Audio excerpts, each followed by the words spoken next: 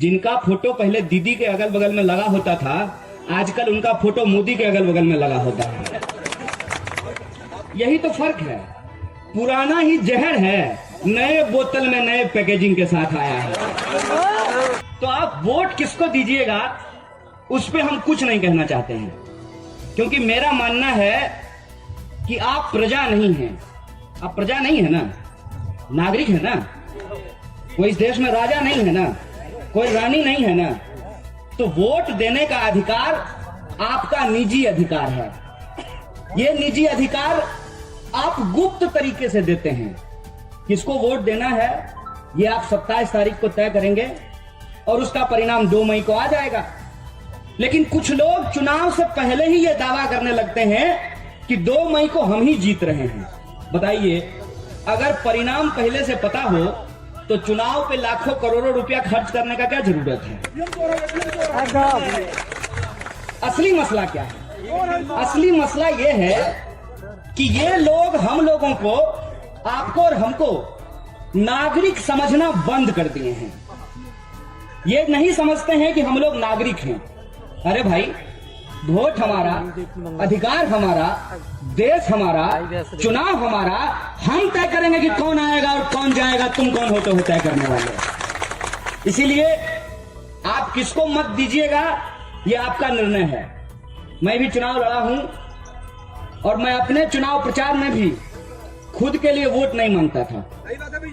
मैं ये कहता था कि आप अगर हमें समर्थन करेंगे तो हम आपके लिए अच्छे स्कूल के लिए लड़ेंगे, हम आपके लिए अच्छे अस्पताल के लिए लड़ेंगे, हम आपके लिए अच्छी सड़क के लिए लड़ेंगे, हम आपके बच्चों के भविष्य को सुरक्षित बनाने का प्रयास करेंगे।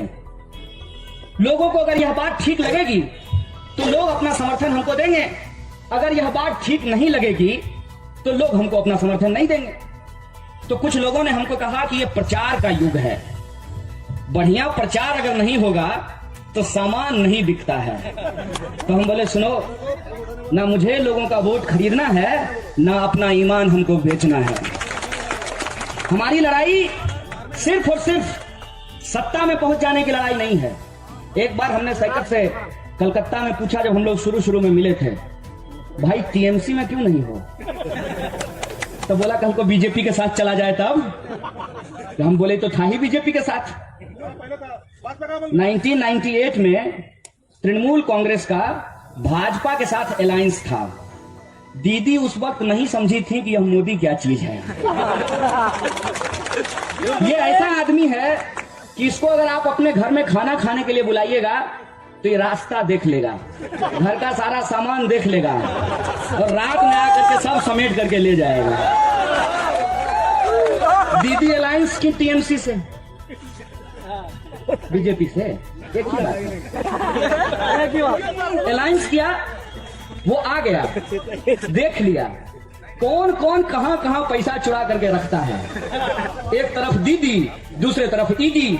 तो लोग दीदी का साथ छोड़ दिया और ईडी के दर से बीजेपी में शामिल हो गए। यही हुआ है ना। अब आप हमको बताइए, दीदी और ईडी के इस लड़ाई में आपको नौकरी मिलेगी क्या?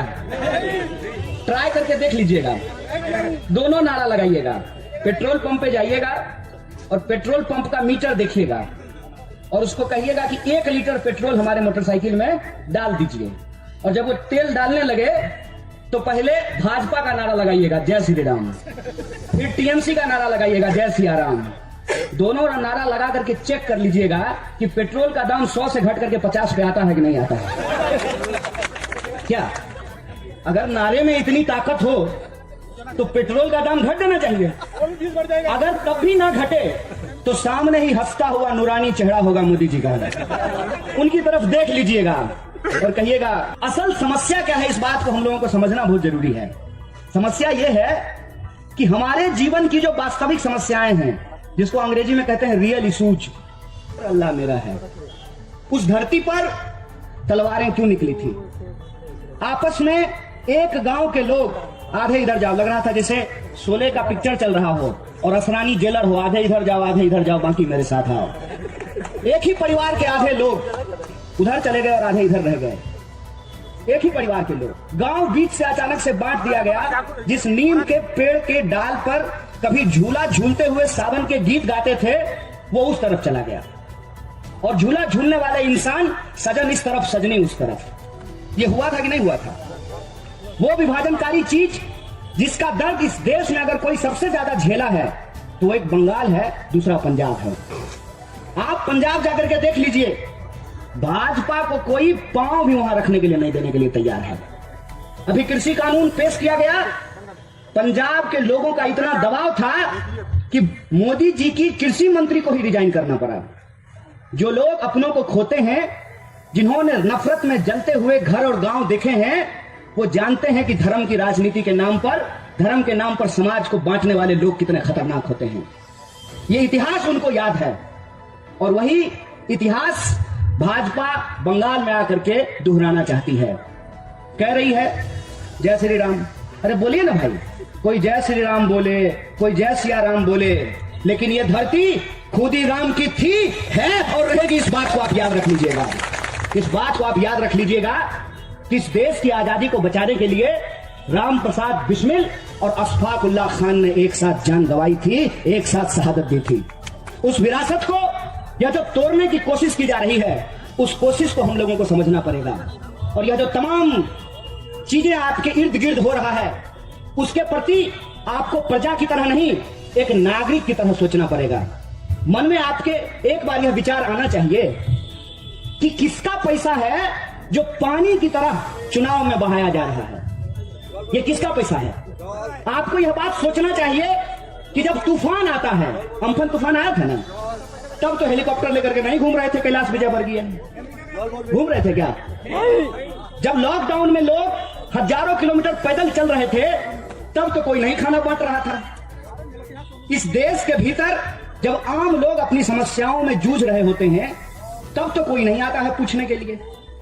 हम ये नहीं कह रहे हैं कि आप किसके पक्ष में खड़ा होना चाहते हैं, लेकिन एक बात आप हमको सोच करके बताइए कि कोई सरकार हो सकती है कि आपकी अपेक्षाओं पे खरी ना हुई हो सकता है कि किसी सरकार के प्रति आपके मन में शिकायत हो, लेकिन आप अपनी कमाई से शांति से अपने घर में जो खाना खाते हैं, कोई सरकार ऐसी चुन करके आए जो खाना भी ना दे, काम भी ना दे और आपका सुख चैन छीन ले, ऐसी सरकार को आप इस राज्य में लाना चाहते हैं कि नहीं लाना चाहते हैं, इसका विचार आपको करना पड़ेगा।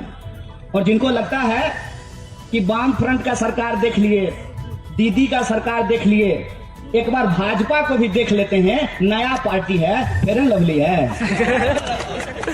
पिछला वाला फेयर एंड लवली से मुंह गोड़ा नहीं हुआ था, तो अभी फेयर एंड लवली प्लस खरीद लेते हैं। कैसी बात है ये? मैं बिहार से आता हूं, 2005 से भाजपा सरकार में है। क्या बदल गया है बिहार का, हमको जरा बताइए।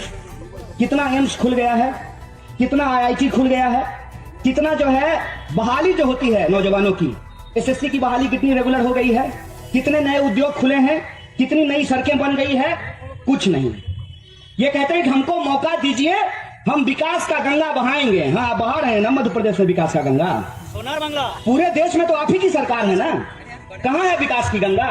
हम भी विकास को ढूंढ रहे हैं। विकास वैसे गायब है जैसे गधे के सर से सींग गायब होता है। मुझे बता दीजिए, ऐसा कौन सा चीज बीजेपी के आ जाने के बाद होगा जो पहले नहीं हो रहा था? ऐसी कौन सी बात हो जाएगी? ये बात आखिर बोला क्यों जा रहा है? इसके पीछे साजिश क्या है, इस साजिश को आप समझिए।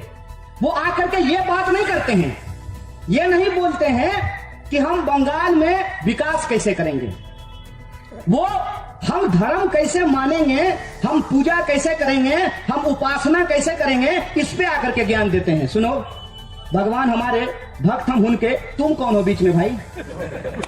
हमको कौन भगवान का कैसे पूजा करना है, हमको सजदे में कैसे सर झुकाना है, ये तुम तय करोगे। सरकार का काम लोग धर्म को कैसे पालन करेंगे ये बताना थोड़ी होता है। सरकार का काम होता है कि हमने आपको वोट दिया है, आप हमको सुरक्षा दीजिए, आप हमको नौकरी दीजिए, आप हमको सड़क दीजिए, आप हमको बिजली दीजिए, आप हमको पानी दीजिए। सरकार का काम ये होता है ना। आजकल नया भाषण देना शुरू किए हैं, बोल रहे हैं कि जीत करके आएंगे तो नवन्ना से वापस जो है सेक्रेटेरिएट को राइटर बिल्डिंग में लेकर के जाएंगे, आप चांद पे लेके चले जाइए, मंगल ग्रह पे लेके चले जाइए। उससे क्या होगा? सेक्रेटेरिएट को आप नवन्ना ले जाएं कि राइटर ले जाएं, अगर उस सेक्रेटेरिएट में बंगाल के नौजवानों के लिए रोजगार की भर्तियां नहीं निकलती हैं तो वो सेक्रेटेरिएट हमारे लिए कोई काम का नहीं।